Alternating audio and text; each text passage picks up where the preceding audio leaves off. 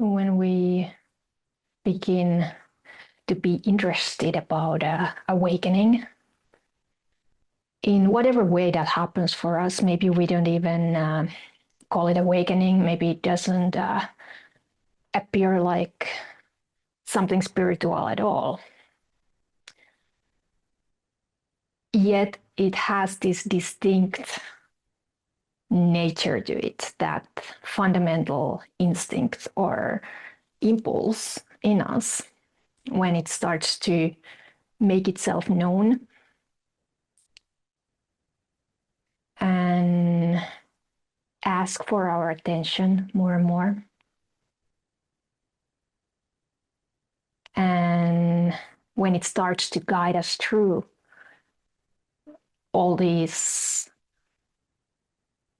self-delusions, basically, all these ways that we've been binding ourselves into the dream state. So recognizing this instinct in our being, I think, is the key. Like this instinct of enlightenment or mind of enlightenment. And it can be kind of subtle at first. Like it can just express itself as this genuine capacity for curiosity, for example. So it can be deceiving how simple it may look like. Like that curiosity can have vast implications when you actually start to look into the experience and ask some fundamental questions and question some fundamental assumptions. And then at that one point, that innocent curiosity may appear even terrifying because you start to feel it for what it actually is. I mean, it's beautiful, but for the conditioned mind, it can evoke terror and awe.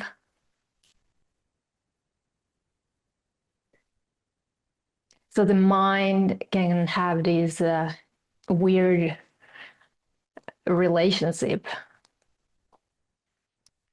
with the unknown or with the void. Like somehow it's attracted towards it because it knows or feels that that is its true nature. That's the true nature of everything. But at the same time, the mind has a tendency to recoil and contract when it gets in touch with this profound mystery in us, where this natural instinct of enlightenment is pulling us into.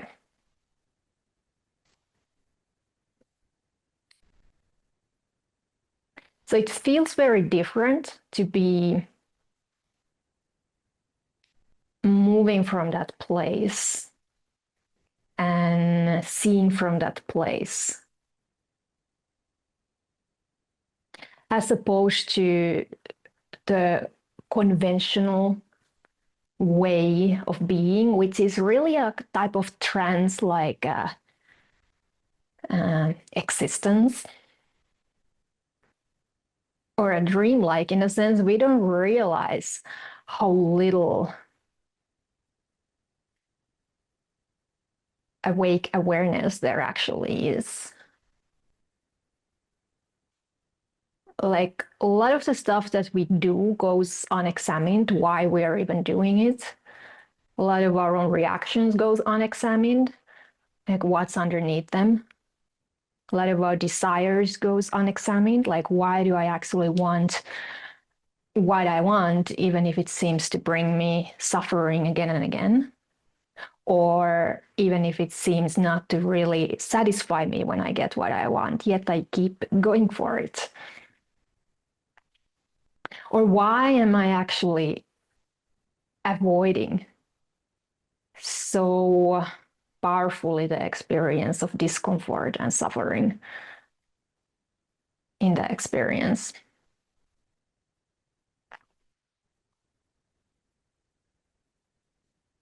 So when we work with the fourth and fifth fetter, the ill will and desire,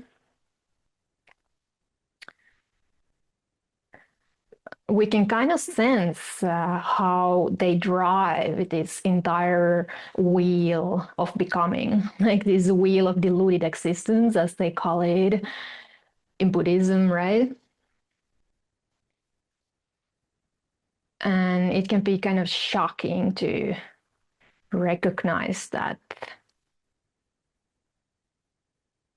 like, everything almost in human conditioned human behavior is driven by this unconscious impulsive will in our system that is grasping, desiring, craving, and at the same time pushing against, resisting, or avoiding, or deflecting.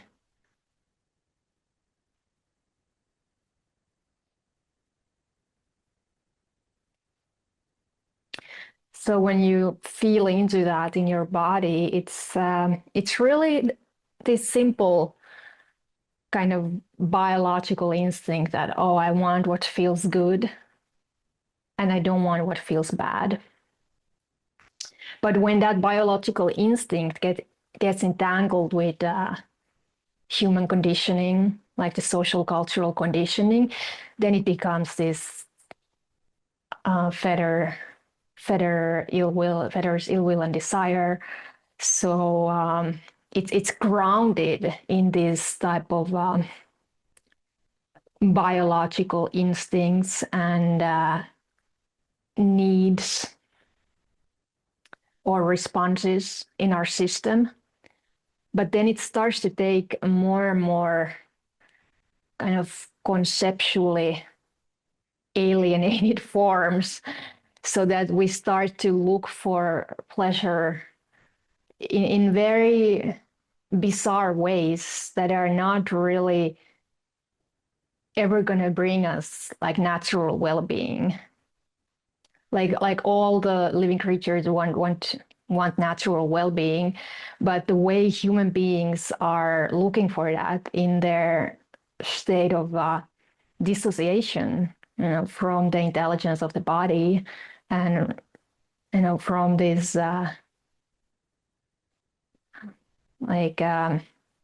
actually grounded physical presence.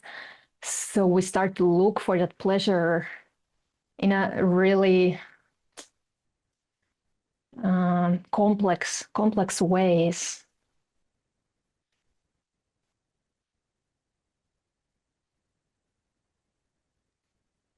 And develop all kind of strategies and tools for manipulation, so we would get what we want.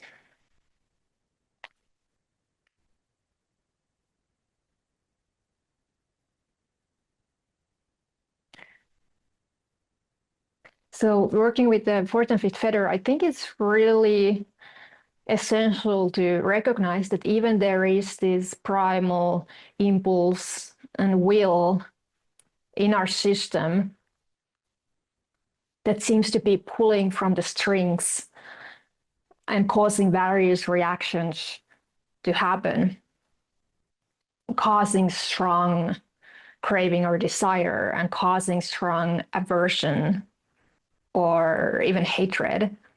Those are kind of two sides of the same coin. So to recognize that there is something even more primary, and that is the instinct of enlightenment. or this awakening impulse. And that makes it possible that we are able to look into these conditioned responses from this place of neutrality and non-preferential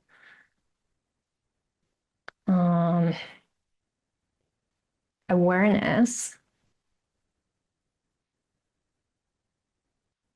like from this place of non-fixating openness, that the first awakening has opened in our being.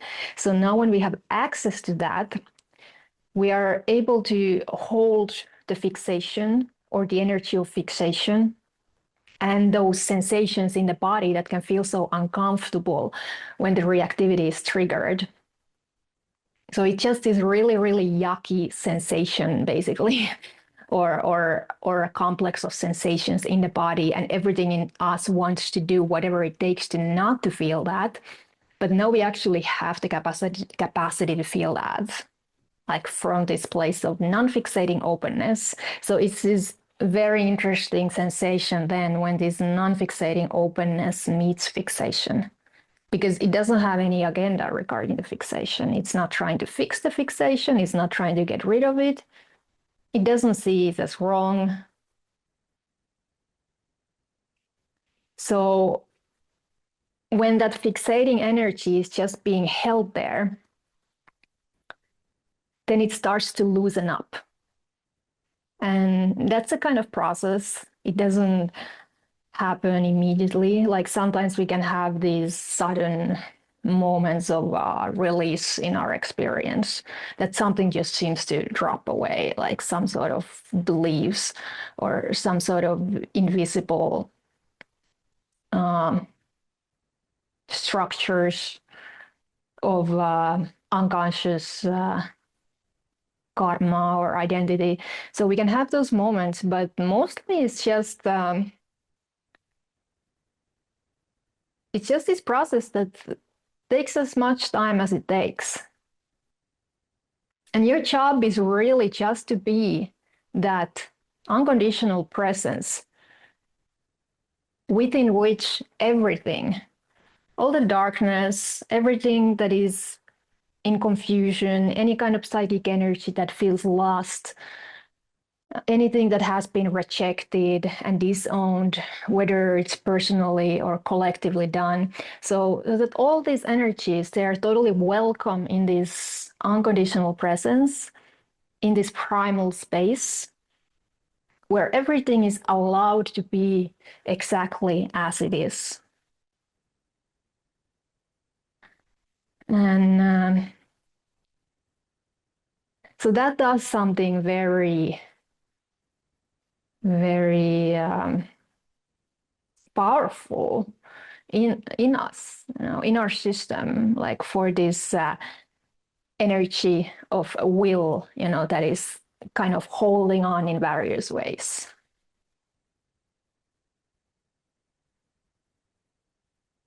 Because when it feels safe enough to just express itself, that primal will, that pushing and pulling energy, when it feels that it can just do whatever it wants to do, and there is not extra reactivity added in that. We don't react to reactivity by judging it or trying to push it away or trying to numb ourselves from it or trying to not to feel it or thinking that it's bad or thinking that it should not be happening. Or if all of that type of reactivity is happening, then we can also see that there is something even more primary that just doesn't do any of that. So it's really important to recognize that that's always there, even if there's reaction and then reaction to reaction and then reaction to reaction. Even if it feels like endless, there is always something that is more primary than any of that. And when that is recognized and you identify as that increasingly more, and you don't need to define it, is not something really graspable. Like it's just a very intuitive and instinctual sense of this primal space. Like once it is recognized, it just becomes ever more accessible. And then you just dissolve all sense of identity into that. And you are that. So that's all there is to it. You are that, and then anything that comes in contact with that is going to start to naturally self-liberate. When it is held, when it is met from this place of unconditioned mind. So we start to awaken more and more and more to the nature of mind, like through the awakening process.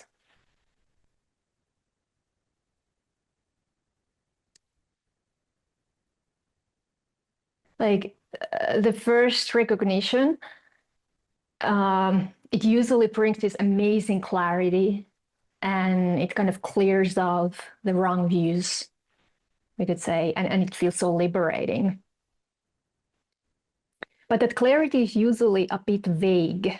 Okay, so the nature of that recognition is not yet quite clear. The implications of the recognition are not yet quite clear. So that's what takes time.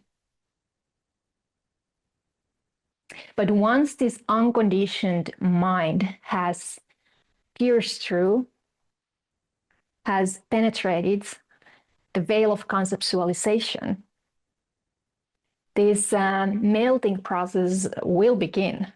It will follow. It's like burning through the conditioned mind in the same way like the radiance of the sun is clearing the clouds and fogginess and obscuration.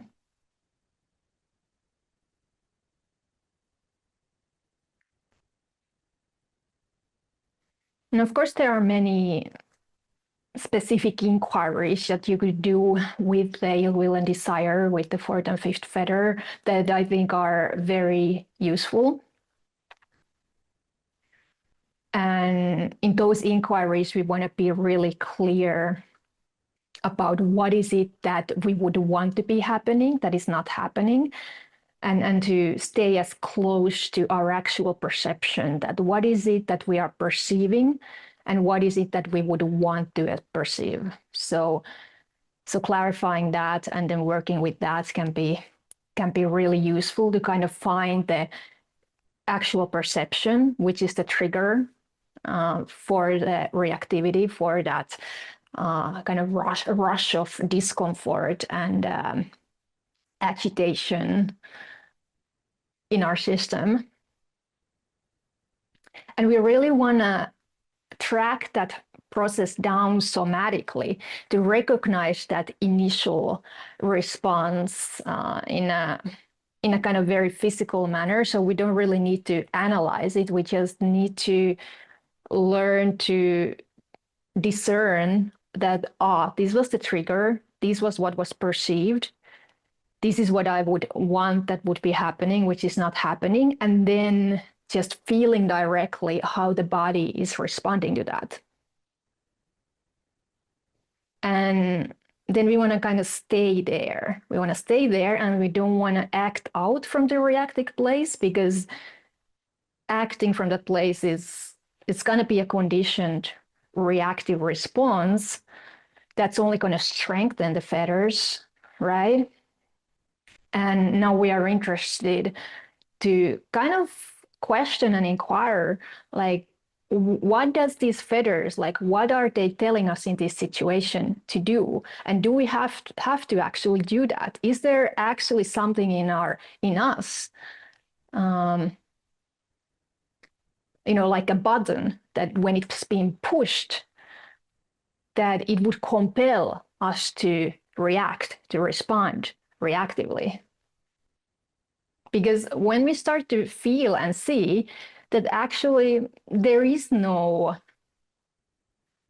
need to respond from that place,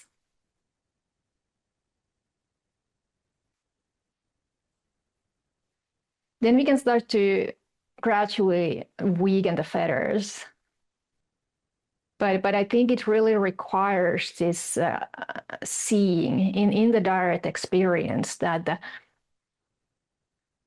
somehow there has been this belief that we have to act out. We have to do something, even if the doing something is numbing or distracting us from the experience of reactivity in the body.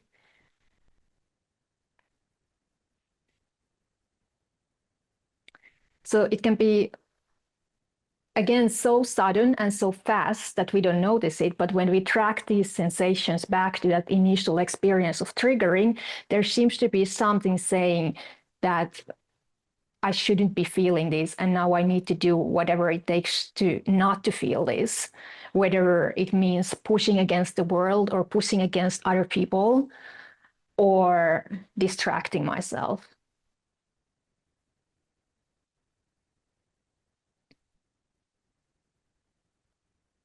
And now when many people hear about this, then they start to wonder like, oh, but will this mean that I will just become passive, that I just do nothing? You know, like when people just uh, break my boundaries or whatever, and I'm just gonna like sit there and do nothing. So this doesn't mean that, because actually when we function from a place which is not reactive, we have a completely different kind of capacity to be also assertive in situations that needs assertiveness. So that kind of passivity and freezing and not being able to respond in an accurate and spontaneous and dynamic manner in a situation, that's also part of reactivity. So yeah, when it is given this kind of suggestion to just sit with the trigger and not to act it out, it doesn't mean that we are not going to take action. We just don't want to take action from the triggered place. So we want to kind of stay in the gap for a while, let the triggering pass, and then feel like what's appropriate action in this situation.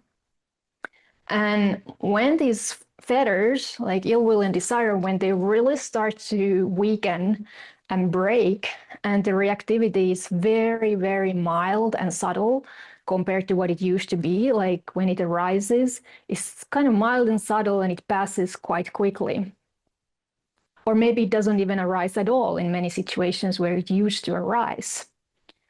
So then we can have this experience that we are totally able to engage in an energetic manner in situations that require that type of engagement, but it's a little bit bizarre situation because it feels like something is kind of lacking, like something is just not here what used to be here, and it doesn't feel. It can even feel like, oh, it feels a little bit inhuman because the action is just happening and there's not that kind of emotional push and pull. So it can almost feel like, yeah, not so human anymore. But it can at the same time to be totally engaged and dynamic and warm and responsive and intimate. But there's a kind of detachment that comes the more these fetters are weakened and broken.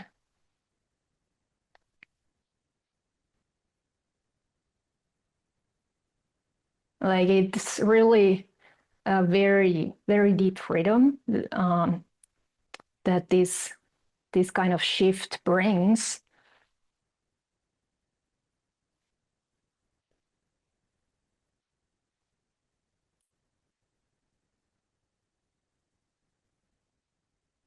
But the work that leads to it can often feel and look kind of messy because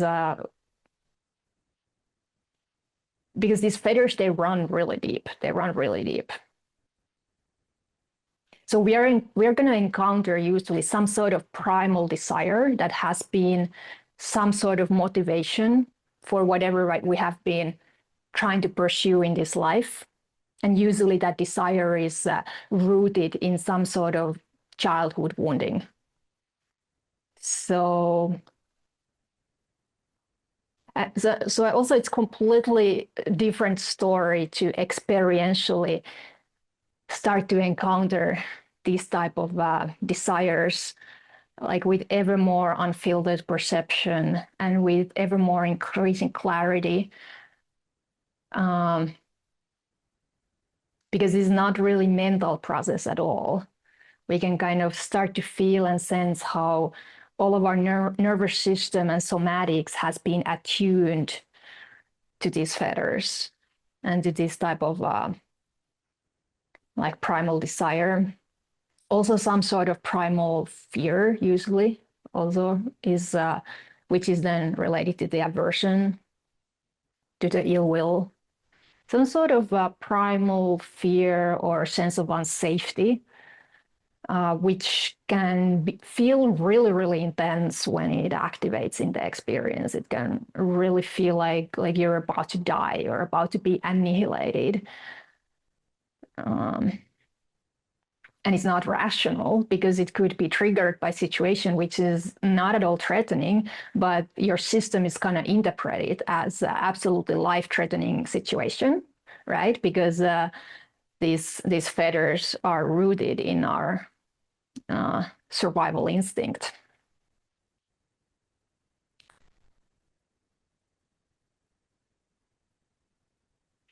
So yeah, it's a very powerful shift that the working with these fetters eventually brings, like a kind of genuine freedom at the human level and a genuine psychological maturity.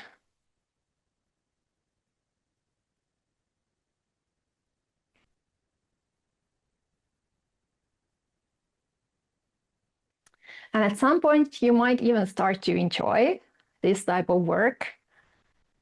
Like when that initial resistance, which can be so strong against feeling all of this, when that starts to dissipate, it can actually be even a source of kind of aliveness.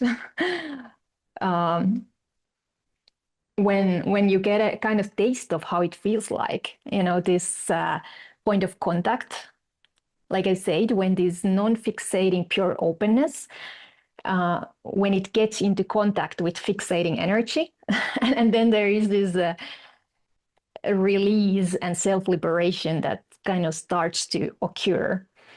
And it can kind of start to occur in tiny, tiny little, like these tiny, tiny crescendos of release.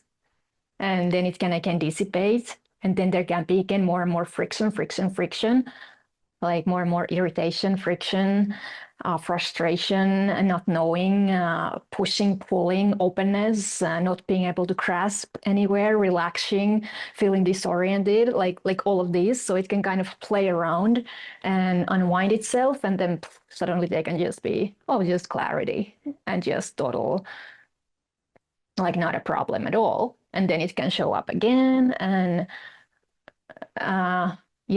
just kind of work itself through.